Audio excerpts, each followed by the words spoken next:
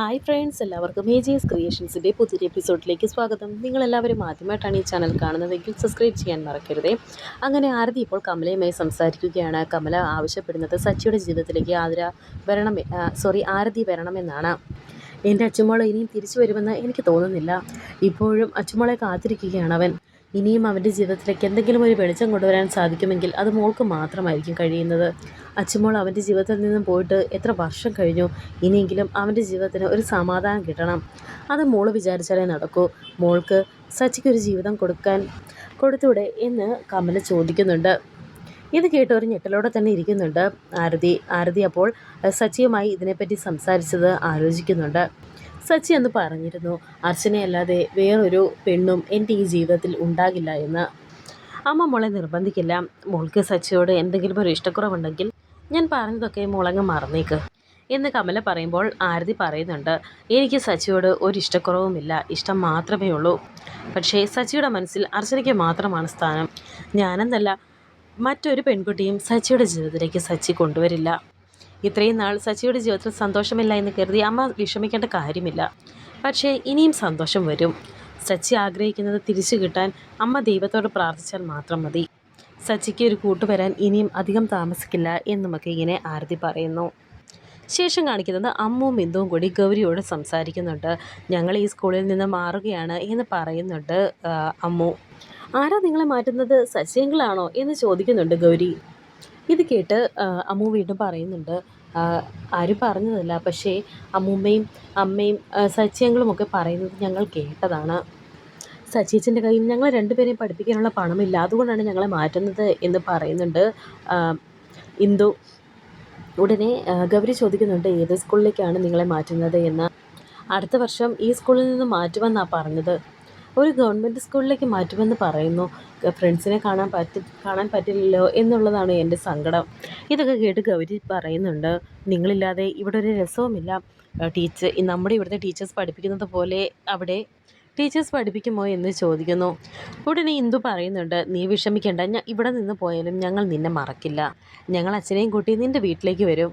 ഇല്ലെങ്കിൽ സൺഡേ നീ ഞങ്ങളുടെ വീട്ടിലേക്ക് വന്നാൽ മതി എന്ന് പറയുന്നുണ്ട് ഇപ്പോൾ അവർ. പക്ഷേ ഇന്ന് നിങ്ങളെ കാണാൻ പറ്റില്ലല്ലോ എന്ന് സങ്കടത്തോടെ ഗൗരി പറയുന്നുണ്ട്. ഈ സമയം ഇപ്പോൾ ബെല്ലടിച്ചിരിക്കുകയാണ്. ഉടനെ ഇന്ദു പറയുന്നുണ്ട്, നമുക്ക് വേഗം ക്ലാസ്സിലേക്ക് പോകാം, ഇല്ലെങ്കിൽ ടീച്ചർ തല്ലും, നീ ഇങ്ങനെ വിഷമിച്ച് നിൽക്കാതെ വാ എന്ന് പറഞ്ഞ് ഗൗരിയെ വിളിച്ചുകൊണ്ട് പോകുന്നു. ശേഷം ഗൗരി കാണിക്കുന്നു, ഗൗരി ഇപ്പോൾ വീട്ടിൽ വന്ന് വളരെയധികം സങ്കടത്തോടെ ഇരിക്കുന്നുണ്ട്. ഇപ്പോൾ അവിടേക്ക് അർച്ചന വരുന്നു. അർച്ചന ചോദിക്കുന്നുണ്ട്, എന്ത് പറ്റി, പാലൊന്നും കുടിച്ചില്ലല്ലോ എന്താണെന്ന് ചോദിക്കുന്നു. ഉടനെ ഗൗരി പറയുന്നുണ്ട്, എനിക്ക് വേണ്ട. എന്ത് പറ്റി മോളെ എന്ന് ചോദിക്കുമ്പോൾ ഗൗരി പറയുന്നുണ്ട്, അമ്മും ഇന്നും സ്കൂൾ മാറാൻ പോവുകയാണ് എന്ന്.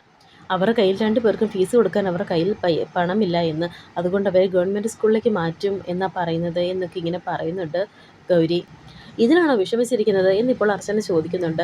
ഉടനെ ഗൗരി പറയുന്നുണ്ട്, അവരില്ലാത്ത സ്കൂളിൽ എനിക്ക് പഠിക്കണ്ട, ഞാനും സ്കൂൾ മാറാൻ പോവുകയാണ് എന്നൊക്കെ പറഞ്ഞ് വിഷമത്തോടെ അകത്തേക്ക് പോവുകയാണ് ഗൗരി.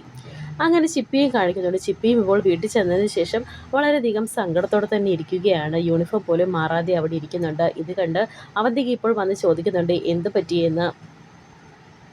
യൂണിഫോം ഒന്നും മാറിയില്ലല്ലോ, മോൾക്ക് എന്ത് പറ്റി മോളെ, സ്കൂളിൽ ടീച്ചേഴ്സ് ആരെങ്കിലും വഴക്ക് പറഞ്ഞോ എന്നൊക്കെ ചോദിക്കുന്നു അവന്തിക. അമ്മുവും ഇന്നും ഈ സ്കൂൾ വിട്ട് പോവുകയാണ്, അവർ ഇനി മുതൽ സർക്കാർ സ്കൂളിലാണ് പഠിക്കാൻ പോകുന്നത് എന്ന് ചിപ്പി പറയുന്നുണ്ട്. അവർക്ക് ഫീസ് അടയ്ക്കാൻ പൈസയില്ല, അതുകൊണ്ടാണ് അവരെ കൊണ്ടുപോകുന്നത് എന്ന് ചിപ്പി അവന്തികയോട് പറയുന്നു. അതിന് നമ്മൾ എന്ത് ചെയ്യാനാ മോളെ, നമ്മൾ പറഞ്ഞാലൊന്നും അവർ കേൾക്കില്ലല്ലോ എന്ന് അവന്തിക ചോദിക്കുമ്പോൾ ചിപ്പി പറയുന്നുണ്ട്, അവരെൻ്റെ ബെസ്റ്റ് ഫ്രണ്ട്സാണ്, അവരില്ലാതെ എനിക്ക് ആ സ്കൂളിലേക്ക് പോകണ്ട. ചിപ്പി ഇത് പറയുന്നത് കേട്ട് അവന്തിക ഇപ്പോൾ മനസ്സിൽ വിചാരിക്കുന്നുണ്ട്, നന്നായി, ആ വൃത്തികെട്ട പിള്ളേർ ആ സ്കൂളിൽ നിന്ന് പോകുന്നതോടെ സച്ചിയുടെ വരവ് നിൽക്കുമല്ലോ, അതോടെ ചിപ്പിമോളും അവനും തമ്മിലുള്ള എല്ലാ ബന്ധവും അവസാനിക്കും. ഇത് നല്ലൊരു അവസരമാണ്, ചിപ്പിമോളുടെ മനസ്സെങ്ങനെയെങ്കിലും മാറ്റിയെടുത്തേ പറ്റൂ എന്നൊക്കെ വിചാരിച്ചിട്ട് ഇപ്പോൾ ചിപ്പിയോട് അവന്തിക പറയുന്നുണ്ട്, സ്കൂൾ ഫീസ് അടയ്ക്കാൻ അവരുടെ കയ്യിൽ പണമില്ലാഞ്ഞിട്ടൊന്നുമല്ല, വേണ്ടെന്ന് വെച്ചിട്ടാ. ഇനി അഥവാ ഫീസില്ലെങ്കിൽ തന്നെ നമ്മളോട് ചോദിച്ചാൽ പോരെ, നമ്മൾ കൊടുക്കില്ലേ. ഇതാ സച്ചി മനഃപൂർവ്വം ചെയ്യുന്നതാണ്. ആ കുട്ടികൾ നല്ല സ്കൂളിൽ പഠിക്കുന്നത് സച്ചിക്ക് ഇഷ്ടമല്ല. എല്ലാ വർഷവും ഫീസ് കൊടുക്കണ്ടേ, പുതിയ യൂണിഫോം വാങ്ങിക്കണ്ടേ. സർക്കാർ സ്കൂളിലാകുമ്പോൾ ഇതൊന്നും വേണ്ടല്ലോ, ഫീസും കൊടുക്കണ്ട, യൂണിഫോമിനും പൈസ കൊടുക്കണ്ട, പൈസയൊന്നും തന്നെ ചിലവാകില്ലല്ലോ.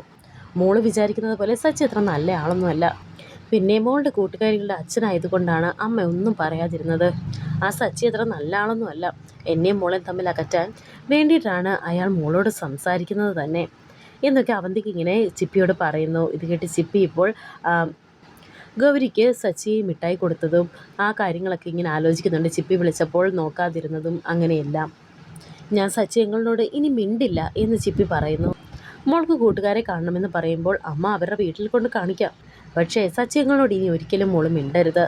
അമ്മയോട് സത്യം ചെയ്യുക എന്നും അവന്തിക പറയുന്നുണ്ട്. അങ്ങനെ ഇപ്പോൾ ഇല്ല, ഞാൻ ഒരിക്കലും മിണ്ടില്ല എന്ന് പറഞ്ഞ് അവന്തികയുടെ കയ്യിൽ സത്യം ചെയ്ത് കൊടുക്കുകയാണ് ചിപ്പി.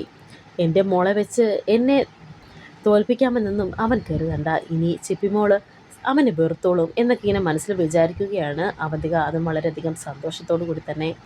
പിന്നീട് കാണിക്കുന്നത് ഗോകുലിൻ്റെ വീട്ടിലേക്ക് 2 പേർ കേസിൻ്റെ കാര്യങ്ങളൊക്കെ സംസാരിക്കാനായി വന്നിട്ടുണ്ട്. ഇപ്പോൾ അങ്ങനെ ഗോകുൽ അവിടെ അടുത്തേക്ക് വന്നിട്ട് ചോദിക്കുന്നുണ്ട്, നിങ്ങളെന്തിനാ ഇങ്ങോട്ടേക്ക് വന്നത് എന്ന് ചോദിക്കുന്നു. നിങ്ങളോട് ഞാൻ ഓഫീസിൽ വെച്ച് എല്ലാ കാര്യങ്ങളും സംസാരിച്ചതല്ലേ എന്ന് ചോദിക്കുമ്പോൾ, എന്നാലും സാർ ഞങ്ങളോട് ഇങ്ങനെ ഈ ചതി കാണിക്കുമെന്ന് ഞങ്ങൾ കരുതിയില്ല. സാർ ആത്മാർത്ഥമായി ശ്രമിച്ചിരുന്നെങ്കിൽ നമ്മൾ ഈ കേസിൽ ജയിച്ചേനെ. കുറച്ച് നാളായി സാർ ഞങ്ങളുടെ കേസിൽ ശ്രദ്ധ കുറവാണ്. സാറിൻ്റെ അനാസ്ഥ കൊണ്ട് മാത്രമാണ് ഞങ്ങൾ ഈ കേസ് തോറ്റത്. ഇതിനെല്ലാം ഉത്തരവാദി സാർ മാത്രമാണ്. നിങ്ങൾ ചോദിച്ച പണം ഞങ്ങൾ തന്നില്ലേ, എന്നിട്ടും താങ്കൾ പ്രതിഭാഗത്തിൻ്റെ കൂടെ നിന്ന് ചതിക്കുകയായിരുന്നല്ലേ എന്നൊക്കെ അവർ വളരെയധികം ദേഷ്യത്തോടെ ഗൂഗിളിനോട് പറയുന്നുണ്ട്. ഇത് കേട്ട് ഗൂഗിൾ പറയുന്നുണ്ട്, അനാവശ്യം പറയരുത്, നിങ്ങളെപ്പോലുള്ള വക്കീലന്മാരാണ് ഈ നാടിൻ്റെ ശാപം എന്ന് അവർ പറയുന്നത് കേട്ടാണ് ഇപ്പോൾ രാജീവ് അവിടേക്ക് വന്നിരിക്കുന്നത്. ഇത് കേട്ട് രാജീവ് അവരോട് ദേഷ്യത്തോടെ നിർത്തണോ എന്ന് പറയുന്നു. നിങ്ങൾ ആരോടെ സംസാരിക്കുന്നതെന്ന് അറിയാമോ എന്ന് രാജീവ് ചോദിക്കുമ്പോൾ, ഞങ്ങൾ സംസാരിക്കുന്ന ഇയാളോടാണ്. ഇയാൾ കാരണം ഞങ്ങൾക്ക് എത്ര നഷ്ടമാണ് ഉണ്ടായതെന്ന് അറിയാമോ? ഞങ്ങളുടെ കയ്യിൽ നിന്ന് പണവും വാങ്ങി കേസ് തോൽപ്പിക്കാൻ നിങ്ങൾക്ക് നാണമില്ലേ എന്നൊക്കെ അവർ വീണ്ടും ഗൂഗിളിനോട് ചോദിക്കുകയാണ്. ഒരക്ഷരം മിണ്ടിപ്പോകരുത്, നിങ്ങൾ തന്ന പണം ഞാൻ ഇപ്പോൾ തന്നെ തിരിച്ചു തരും എന്നൊക്കെ പറഞ്ഞ് ഗൂഗിൾ ഇപ്പോൾ അവരോട് ദേഷ്യപ്പെടുകയാണ്. എന്നിട്ട് ഉടനെ തന്നെ അവരുടെ പണവും തിരിച്ചയക്കുന്നു. ഒരു വക്കീലും കേസ് തോൽക്കാൻ വേണ്ടി വാദിക്കില്ല. ചില കേസുകൾ തോക്കും, ചില കേസുകൾ ജയിക്കും. അത് കേസിൽ അലസത കാണിച്ചത് കൊണ്ടല്ല എന്നൊക്കെ പറഞ്ഞ് ദേഷ്യപ്പെടുകയാണ് ഗൂഗിൾ. ഇത് കേട്ടപ്പോൾ രാജീവ് പറയുന്നുണ്ട്, തീർന്നില്ലേ, ഇനിയും ഇതിനെപ്പറ്റി സംസാരിച്ചാൽ നിങ്ങളെടുത്ത് ഞാൻ തൂക്കി അകത്തിടും, തോറ്റാൽ അപ്പീലിന് പോകണം എന്നൊക്കെ രാജീവ് അവരോട് പറയുന്നു. ഇത് കേട്ട് അവർ 2 പേര് പറയുന്നുണ്ട്, കഴിവുള്ള വക്കീലന്മാർ വേറെയുമുണ്ട്, അവരെ സ്പെഷ്യൽ പ്രോസിക്യൂട്ടറായി വെച്ച് ഞങ്ങൾ കേസ് നടത്തിക്കൊള്ളാം എന്ന് പറഞ്ഞ് അവരവിടെ നിന്ന് പോവുകയാണ്. അവർ പോയ ഉടനെ തന്നെ ഇപ്പോൾ കമല വന്ന് ഗൂഗിളിനോട് ചോദിക്കുന്നുണ്ട്, എന്താ ഇത്, കേസ് നിനക്ക് കുറച്ചുകൂടി ശ്രദ്ധിച്ചൂടെ, ഇന്നേ വരെ ഇതുപോലെ ആരും ഇവിടെ വന്ന് വഴക്കുണ്ടാക്കിയിട്ടില്ല എന്നൊക്കെ ശോഭന പറയുന്നത് കേട്ട് ഇപ്പോൾ ഗൂഗിൾ ശോഭനയോട് ദേഷ്യപ്പെടുന്നു. അമ്മ ഒന്നും മിണ്ടാതിരിക്കുന്നുണ്ടോ? ഞാൻ പല തവണ പറഞ്ഞിട്ടുണ്ട് എൻ്റെ കേസിൻ്റെ കാര്യത്തിൽ ഇടപെടാൻ വരരുതെന്ന്. ഇത് കണ്ടിപ്പോൾ ശോഭന മനസ്സിൽ വിചാരിക്കുന്നുണ്ട്, എൻ്റെ ഭഗവാൻ, ഇവനിത് എന്താ സംഭവിച്ചതെന്ന്. അങ്ങനെ ശിശിരയും ഗൂഗിളിനോട് സംസാരിക്കാൻ തുടങ്ങുമ്പോൾ, നീ മിണ്ടിപ്പോകരുത്, വായടിച്ച് മിണ്ടാതിരുന്നോണം എന്നൊക്കെ പറഞ്ഞ് ശിശിരയോടും ദേഷ്യപ്പെടുകയാണ് ഗൂഗിൾ. അങ്ങനെ അവർ 2 പേരും ഇപ്പോൾ അവിടെ നിന്ന് പോകുന്നു. സത്യം പറഞ്ഞ അളിയൻ എന്താ സംഭവിക്കുന്നത്? ഇതിനു മുമ്പ് ഇങ്ങനെയൊന്നും ഒരിക്കലും സംഭവിച്ചിട്ടില്ലല്ലോ എന്ന് രാജീവ് ചോദിക്കുന്നു. ചിലതൊന്നും എൻ്റെ കയ്യിൽ നിൽക്കുന്നില്ല എന്നൊക്കെ ഗൂഗിൾ ഇപ്പോൾ രാജീവിനോട് പറയുന്നുണ്ട്. അങ്ങനെ ഗൂഗിൾ വളരെയധികം അസ്വസ്ഥനായി അവിടെ ഇരിക്കുന്നു. ശേഷം കാണിക്കുന്ന അർച്ചനയാണ്. അർച്ചന ഇപ്പോൾ ഗൗരിയുടെയൊക്കെ സ്കൂളിലേക്ക് വന്നിരിക്കുകയാണ്. അമ്മുവിൻ്റെ ബിന്ദുവിൻ്റെ ഫീസ് അടയ്ക്കുന്നതിന് വേണ്ടിയാണ് അർച്ചന ഇപ്പോൾ അവിടെ വന്നിരിക്കുന്നത്. അങ്ങനെ ഇപ്പോൾ അവിടെ ടീച്ചറോട് ചോദിക്കുന്നുണ്ട്, എത്ര രൂപയാണ് അവർ അടയ്ക്കാനുള്ളത് എന്ന്. 2 മാസത്തെ ഫീസ് പെൻഡിങ്ങാണ്, ഇത്ര രൂപ അടയ്ക്കാനുണ്ട് എന്നൊക്കെ പറയുന്നു. 20,000 രൂപയാണ് ഇപ്പോൾ അടയ്ക്കാനുള്ളത്, അത് ഞാൻ തരാം എന്ന് പറഞ്ഞ് ഇപ്പോൾ അവർ 2 പേരുടെയും ഫീസൊക്കെ അടയ്ക്കുന്നുണ്ട് അർച്ചന. പിന്നീട് വീണ്ടും ഗോകുലിനെയാണ് കാണിക്കുന്നത്. ഗോകുൽ ആകെ വിഷമിച്ചിരിക്കുകയാണ്. അവിടേക്ക് ഇപ്പോൾ രാജീവ് വന്നിട്ട് പറയുന്നുണ്ട്, ഒരു കേസ് തോറ്റു എന്ന് കരുതി അളിയൻ ഇങ്ങനെ വിഷമിക്കേണ്ട കാര്യമൊന്നുമില്ല. ശരിക്കും അളിയൻ എന്താ സംഭവിക്കുന്നത്? വളരെയധികം വീക്കായ ഒരാളെ പോലെയാണ് ഇപ്പോൾ അളിയൻ സംസാരിക്കുന്നത് എന്നൊക്കെ രാജീവ് ചോദിക്കുമ്പോൾ, ഒരു സൈക്കോളജിസ്റ്റിനെ കണ്ടാലോ എന്നാണ് ഞാനിപ്പോൾ ആലോചിക്കുന്നത്, മനസ്സിനെ നിയന്ത്രിക്കാൻ സാധിക്കുന്നില്ല എന്നൊക്കെ ഗോകുലും പറയുന്നു. ഈ സമയം ശിശിര അവർക്കുള്ള ചായയുമായി അവിടേക്ക് വന്നിട്ടുണ്ട്. ശിശിരയോട് സമൃദ്ധ എവിടെ എന്ന് ചോദിക്കുന്നുണ്ട് ഗോകുൽ. ഉടനെ ശിശിര പറയുന്നുണ്ട്, അവളെ കണ്ടുപിടിക്കണമെങ്കിൽ വല്ല പ്രശ്നം വെച്ച് നോക്കേണ്ടി വരും. അവൾ ഞങ്ങളോട് ഇപ്പോൾ പറയാറില്ല എവിടേക്കാണ് പോകുന്നത് എന്നോ വരുന്നത് എന്നോ, എപ്പോഴും പുറത്ത് കറക്കം തന്നെയാണ് എന്നൊക്കെ ഇങ്ങനെ ശിശിര പറയുന്നുണ്ട്. ഇത് കേട്ടിപ്പോൾ രാജീവ് ചോദിക്കുന്നുണ്ട്, എപ്പോഴും വീടിനകത്ത് അടച്ചുമൂടി ഇരിക്കണമെന്നാണോ നീ പറയുന്നത്?